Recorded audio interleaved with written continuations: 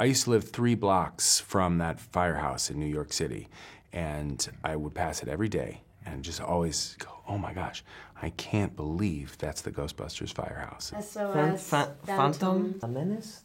What is the... De glace. De glace. Yes. De glace. La menace. Nice. Yeah. Pour la première fois de l'histoire à New York, des gens sont morts de froid en plein mois de juillet.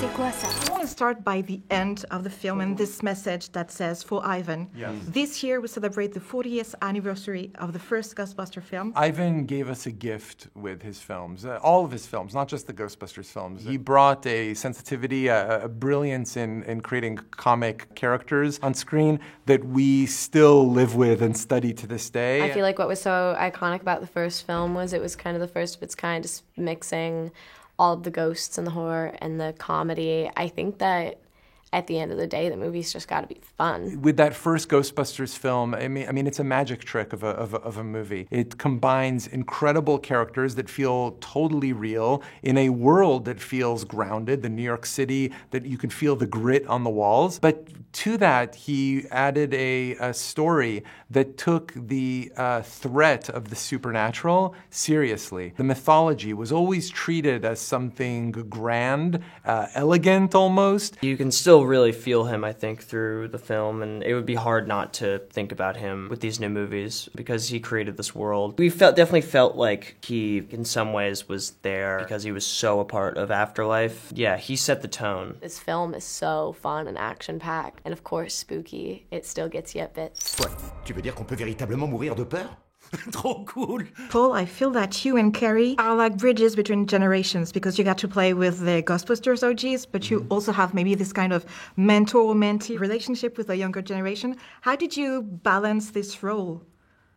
Well, I mean, I just followed along in the script. I said my lines, and I stood where they wanted me to stand with the tape marks on the floor. And that was, you know, I mean, that really is true. It's kind of like, we would say we're kind of the, we are the transition. It's one of the things I loved about Afterlife, and it's something Carrie and I talked about in shooting that last one, is that, oh gosh, the mantle is really being picked up by kids, and that the lead Ghostbuster is going to be a young girl who's also brilliant and a scientist, and this seems like it's the right choice to kind of pass the baton. So to just be a part of it is exciting, and to help tell that story of like, okay, here you go, you're the next generation.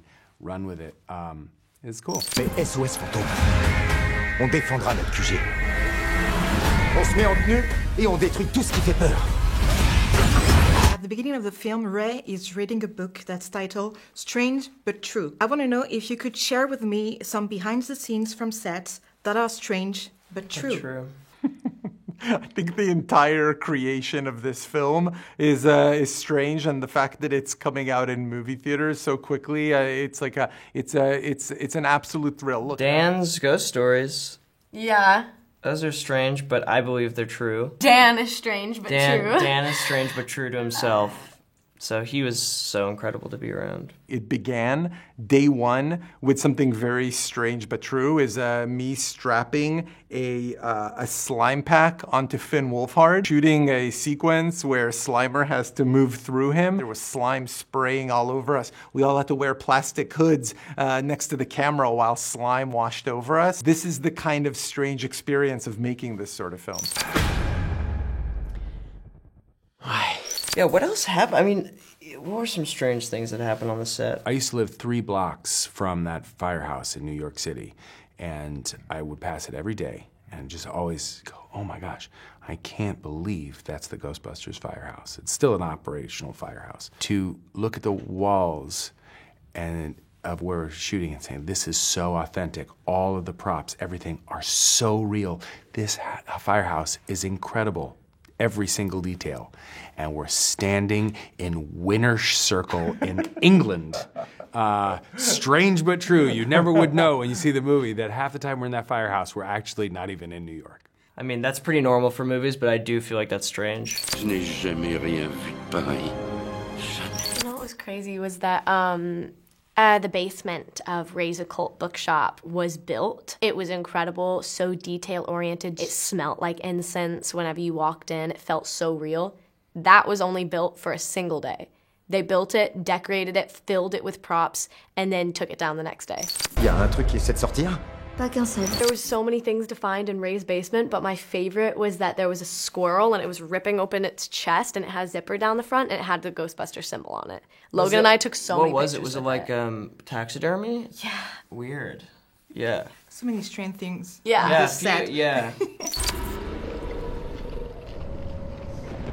Oh, oh, oh, oh, oh, oh, oh.